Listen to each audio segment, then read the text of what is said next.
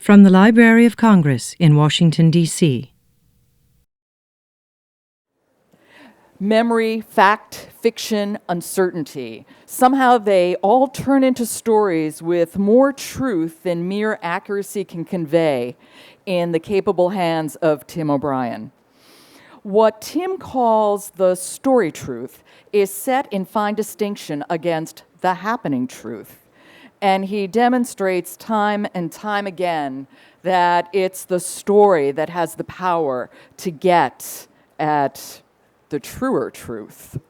Here are the facts. Tim O'Brien was born in Minnesota. He was drafted and fought in Vietnam. He's written 8 novels, including the National Book Award winner, Going After Cacciato. And he was Pulitzer Prize finalist and big read selection for The Things They Carried. Here's an aside. Materials in the back about The Things They Carried are yours for the taking, and they include a reader's guide and an audio documentary, and they're really good, so please help yourselves. Much of Tim's work concerns Vietnam and its aftermath, but to call him a war writer or a documentor of the Vietnam War is to miss the point. The truth is that Tim O'Brien inhabits the world of the imagination, and he lives in that world with play and with grace, with an unyielding eye, a sharp wit, and a generous heart. He writes stories that makes us feel lives that we readers could never have imagined, and which also reveal our deepest self to ourselves. He invites us to make an imaginative leap while urging an intelligent compassion. We move beyond our own lives and experiences, and as a result, we come to understand ourselves more deeply. It's one of the paradoxes and wonders of literature, and nowhere is this more apparent than in the novels of Tim O'Brien. Please join me in welcoming him.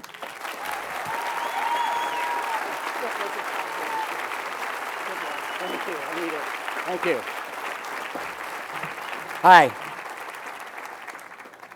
What a great pleasure to be here to see people who read books. As a writer, it often seems that you finish a book and it goes off into a black hole and you don't get much back. And to be here on the Mall today and to be getting back from people is incredibly moving. What we're under orders here to give readings. I'm going to give 2 very short ones. These are both, in a way, war stories. I'm an older father. I'm 62, and I have my first kids of my life. I have a 4-year-old and a 6-year-old. And for those of you who are parents, you know what I mean by war story.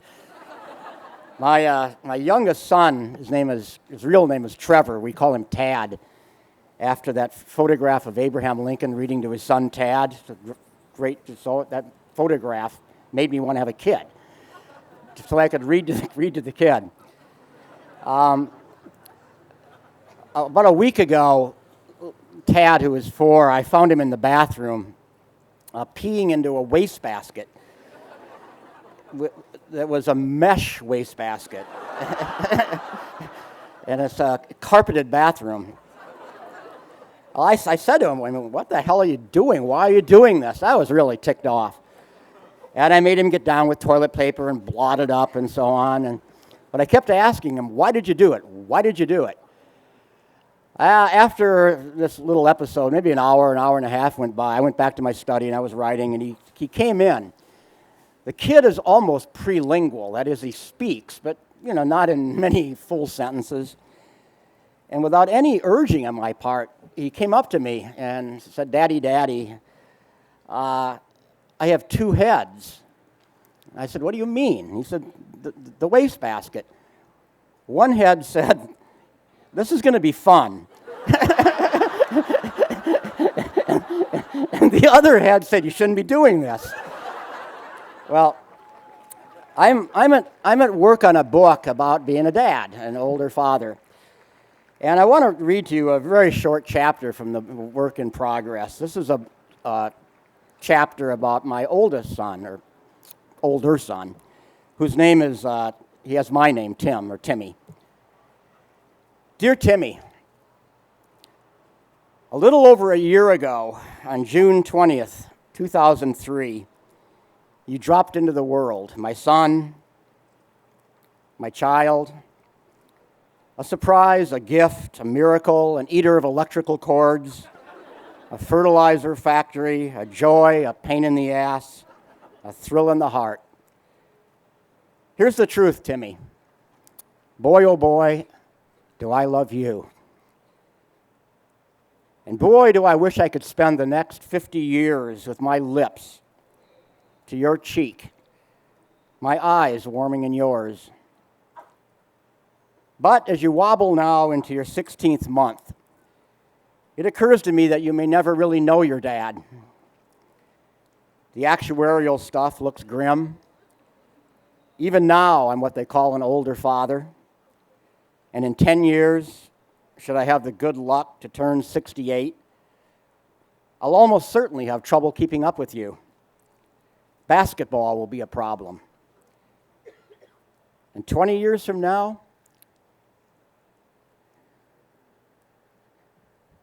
well, it's sad, isn't it? When you begin to know me, you will know an old man.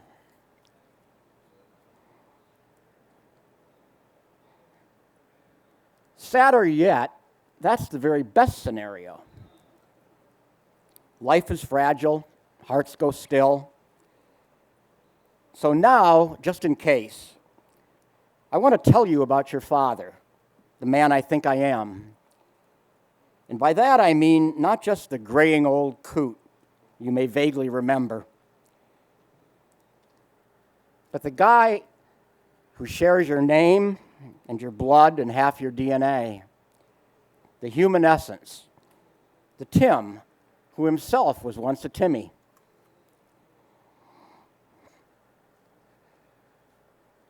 Above all, I am this.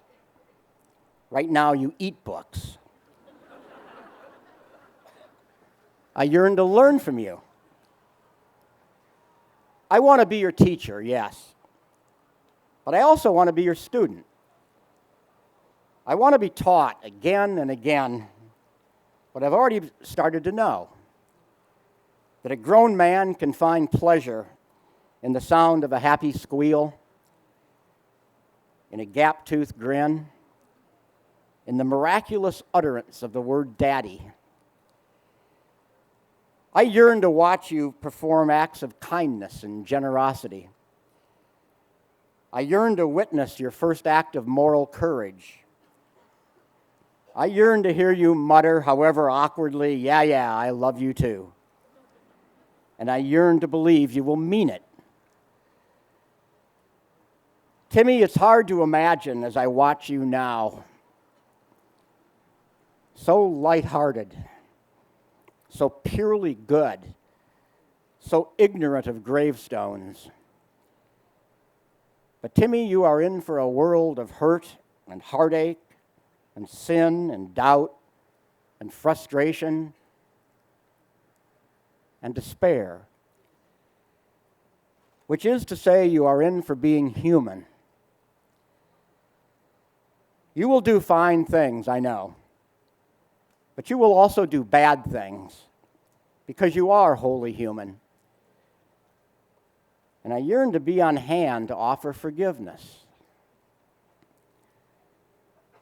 More than that, I long for the day when you might also forgive me. I waited too long, Timmy.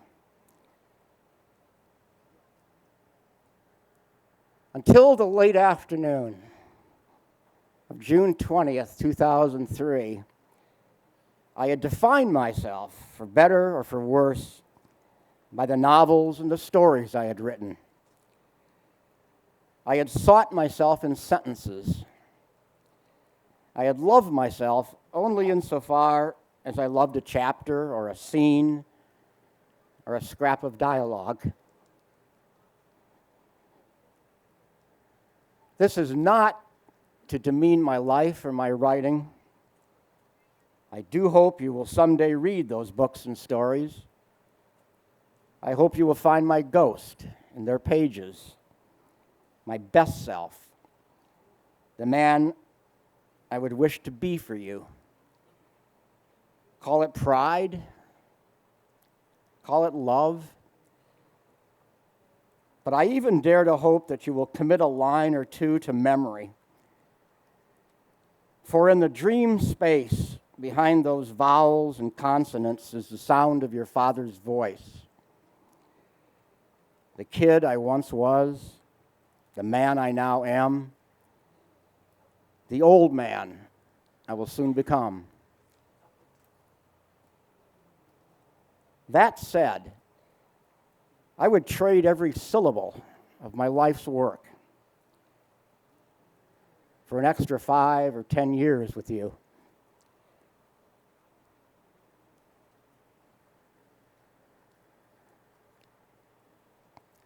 A father's chief duty is not to instruct or to discipline. A father's chief duty is to be present. And I yearn to be with you forever, always present, even knowing it cannot and it will not happen.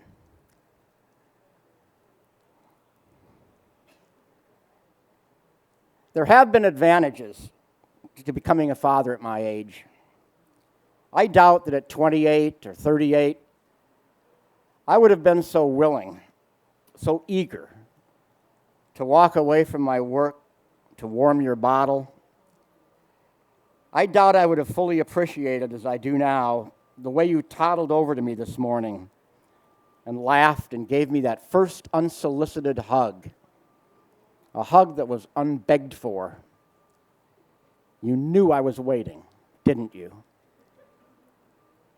I doubt I would have so easily tolerated the din at bedtime, or your stubborn recklessness, or your determination to electrocute yourself, or the mouthfuls of dirt you take from the potted plants in the foyer, or how, just a moment ago, you hit the delete button as I approach the end of this letter.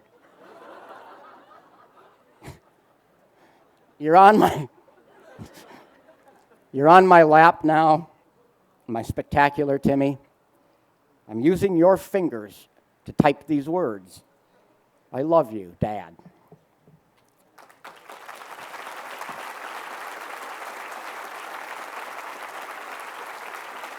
Thank you. Thank you. That was a lot harder to read than I thought it would be. Wow. And I want to conclude with, this is the 20th birthday of the things they carried. 20 years, it seems like yesterday to me today. Thank you. And what I want to do is to half paraphrase or half narrate extemporaneously a portion of the last chapter of the book, and then finish off by reading a little to you from the end of the book and to the end of the book. When I was in 4th grade, I had the first girlfriend of my life. A little girl who was named Linda in this story. Her real name was Lorna Lou Moeller. What do I tell you about her? She was a knockout. She was, 9 years old, but what a 9-year-old. She had, dark Spanish noir hair and summer brown skin and big brown, beautiful eyes. I was wholly in love with her. And it was love uncomplicated by the things that happen as you grow to be an adult, uncomplicated by betrayal or jealousy and all the things that can happen as you grow up and as love evolves into at least to a different plane. And I believe it was reciprocated. I can't be sure of that, but I think so. I went out on the first date of my life with this little girl. It was a double date with my mom and dad in 4th grade. I can remember vividly picking her up in the small town of Worthington at her house. I can vividly remember that she was wearing that night a red and white, it looked like a stocking cap, like the kind of cap that Santa's elves wear, with a little tassel at the back of it. I can vividly remember sitting in the back seat of my dad's car with my mom in front of me and my dad driving, and Linda and I'll call her Linda for this story, looking out opposite windows, which was kind of our way of, knowing we were in love. We wouldn't look at each other. The movie we went to that night was a movie called The Man Who Never Was. The plot of which was it was a movie about death, essentially. It was a World War II movie in which the British find a corpse and they dress him up in a uniform, and they put documents in based on a true story, they put documents in his pockets, they dump him in the water, he washes up on a beach in France, the Nazis find the documents, and which are deceptive documents. Yeah, it's a deceptive operation to mislead the Germany about the site of the Allied landings. Why I remember this plot, I don't know, but I do remember it, partly because I guess Linda was there beside me, partly because I was impressed with the way she stared at that screen with a fourth grader's smile on her lips that seemed so disassociated from the content of the movie. Why she would be smiling at corpses being dumped into the water, I don't know.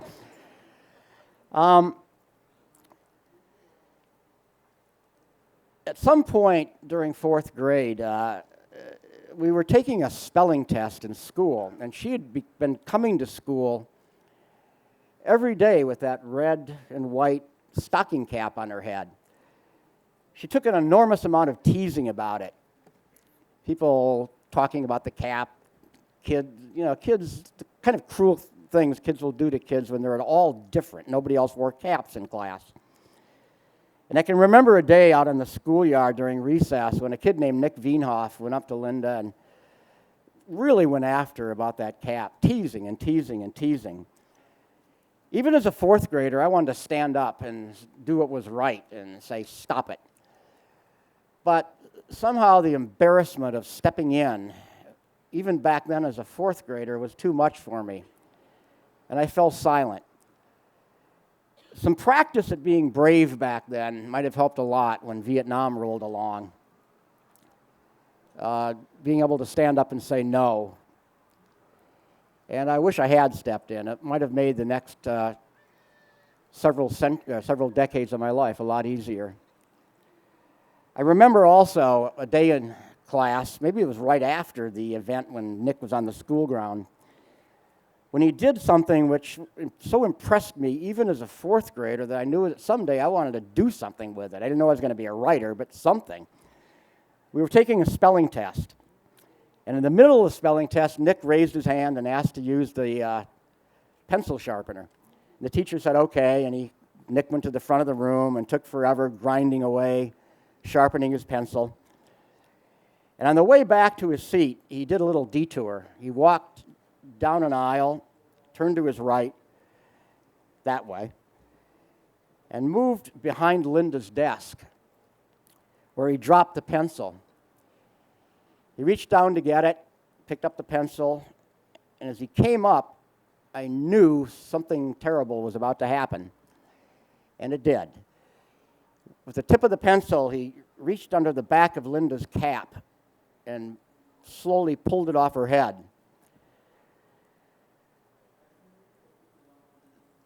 She was bald.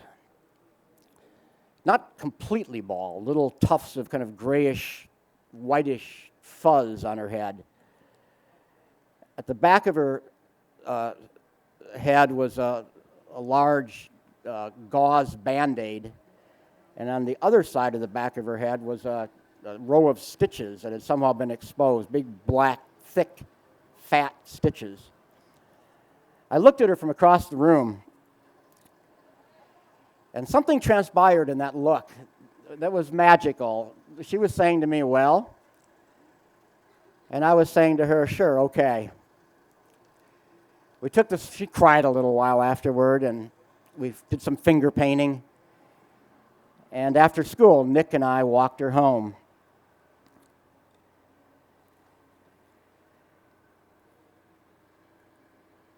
The thing about a story is that you dream it as you tell it, hoping that others might then dream along with you.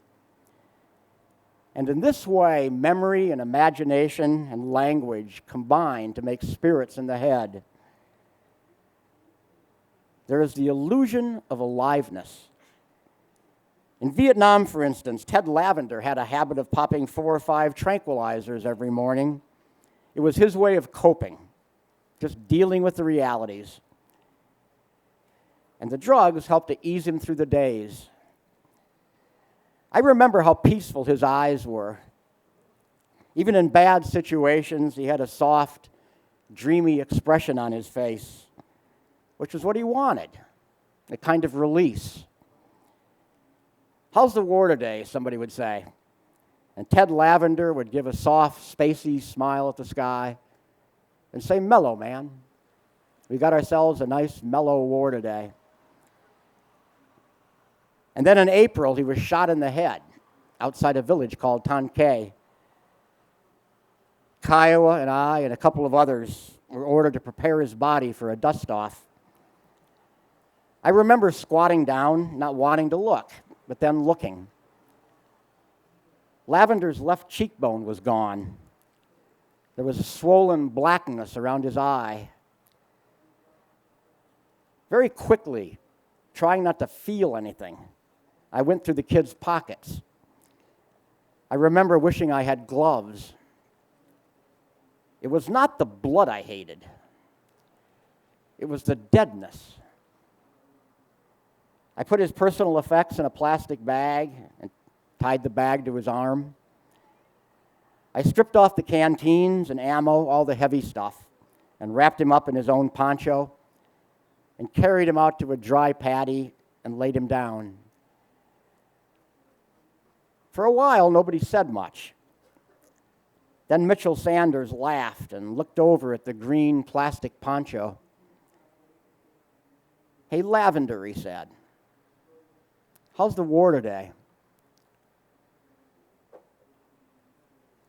There was a short quiet. "Mellow," somebody said.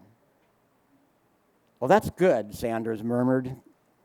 "That's real good. Stay cool now." "Hey, no sweat, I'm mellow." "Just ease on back then," Sanders said. "Don't need no more pills. We got this incredible chopper on call, this once-in-a-lifetime mind trip. This chopper, man, it's going to take you up high and cool, going to relax you, going to alter your whole perspective on this sorry shit." We could almost see Ted Lavender's dreamy blue eyes. We could almost hear him. "Roger that," somebody said. "I'm ready to fly."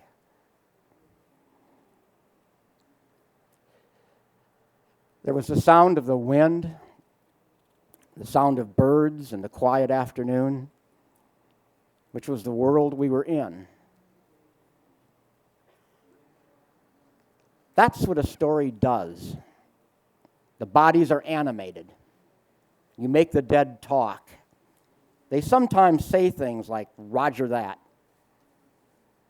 Or they say, "Timmy, stop crying," which is what Linda said to me after she was dead. Okay, I'm going to jump ahead now. The story goes back and forth between Vietnam and the death of a little girl I knew when I was in 4th and 5th grade.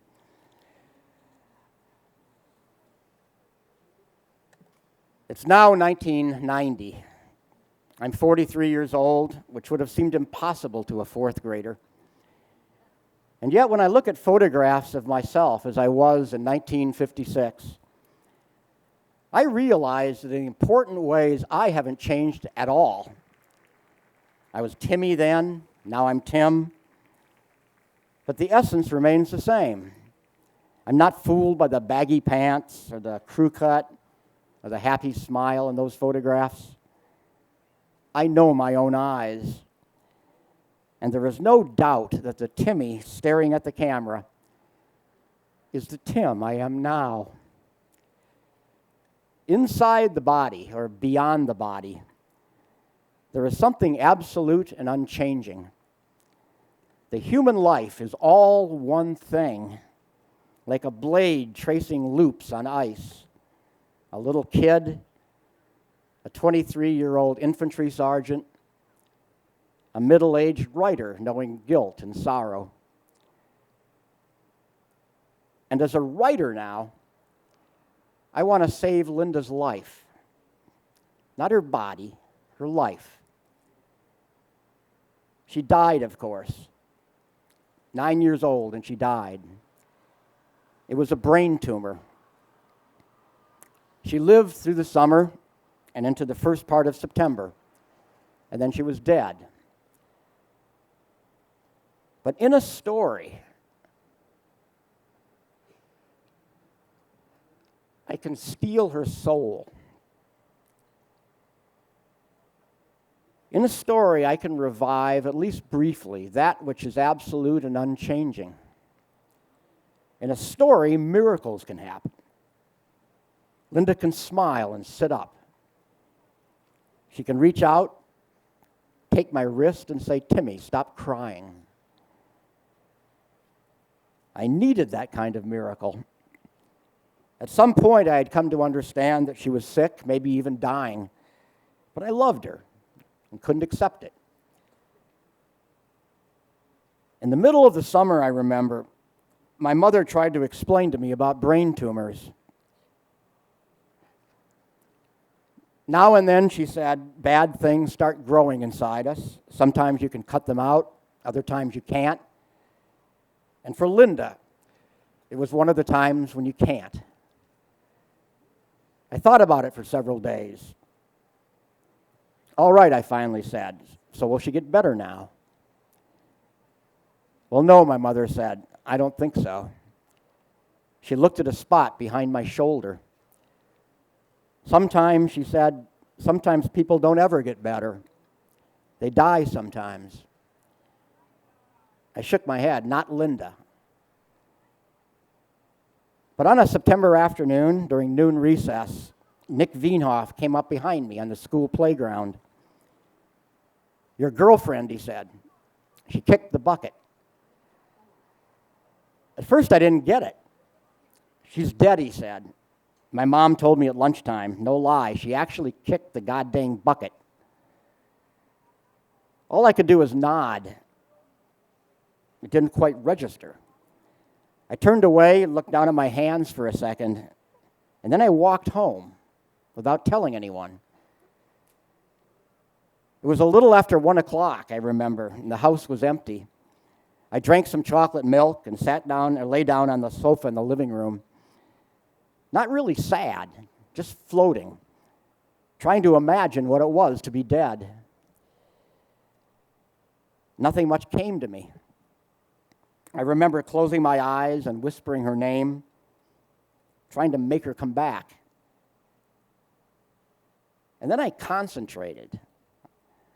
I willed her alive.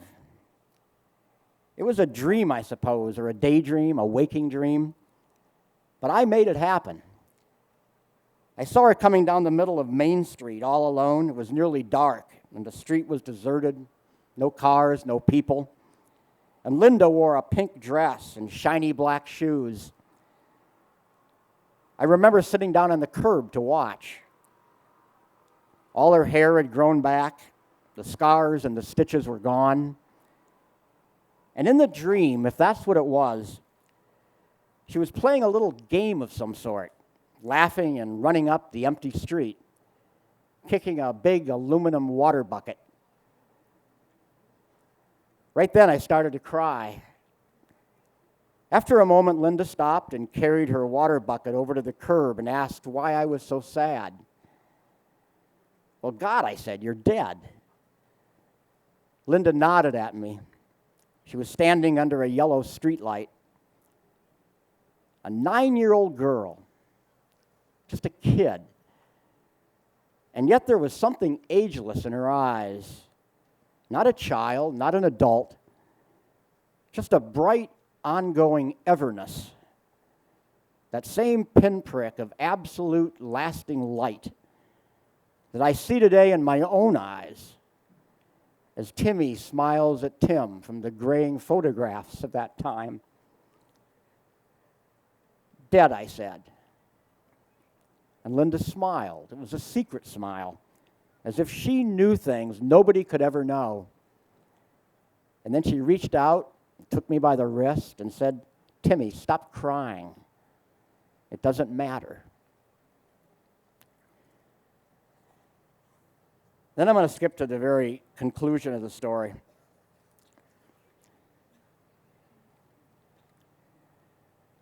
Lying in bed at night, I made up elaborate stories to bring Linda alive in my sleep.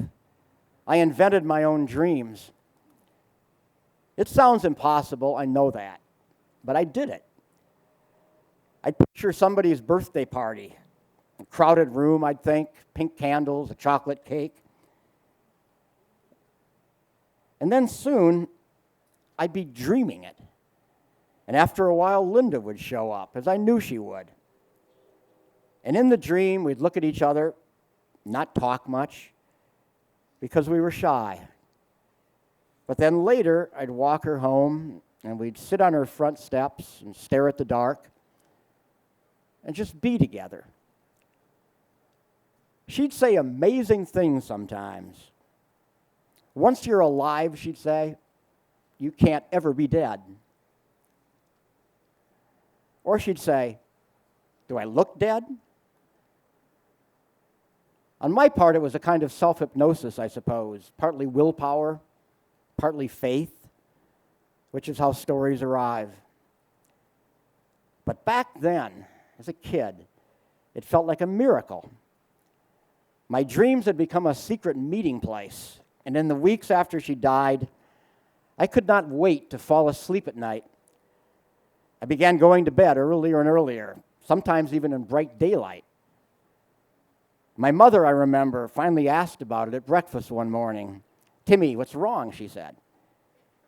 But all I could do was shrug and say, "Nothing, I need sleep." I didn't dare tell the truth. It was embarrassing, I suppose, but it was also like a precious secret, like a magic trick, where if I tried to explain it or even talk about it, the thrill and the mystery would be gone. I didn't want to lose Linda. She was dead. I understood that. I'd seen her body. And yet at nighttime, I'd slide into sleep, knowing that Linda would be there waiting for me. Once, I remember, we went ice skating late at night, tracing loops and circles under bright yellow floodlights. Later, we sat by a wood stove in the warming house, all alone. And after a while, I asked her what it was like to be dead. Apparently, Linda thought it was a silly question. She looked at me and said, "Do I look dead?" I told her no. She looked terrific. I waited a moment, and I asked again. And Linda made a soft little sigh. I could smell our wool mittens drying on the stove. For a few seconds, she was quiet. "Well, right now," she said, "I'm not dead. But when I am, it's like, I don't know, I guess it's like being inside a book that nobody's reading." "A book," I said. "An old one," said Linda. "An old, old book. It's up on a library shelf, so you're safe and everything. But the book hasn't been checked out in a long, long time. All you can do is wait. Just hope somebody will pick it up and start reading." She smiled at me. "Anyhow, it's not so bad," she said. "I mean, when you're dead, you just have to be yourself." She stood up and put on her red and white stocking cap. "This is stupid," she said. "Let's go skate some more." So I followed her down to the frozen pond. It was late. Nobody else was there. And we held hands and skated almost all night under those yellow lights. And then it becomes 1990. I'm 43 years old and a writer now. Still dreaming Linda alive in exactly the same way. She's not the embodied Linda. She's mostly made up with a new name and a new identity, like the man who never was.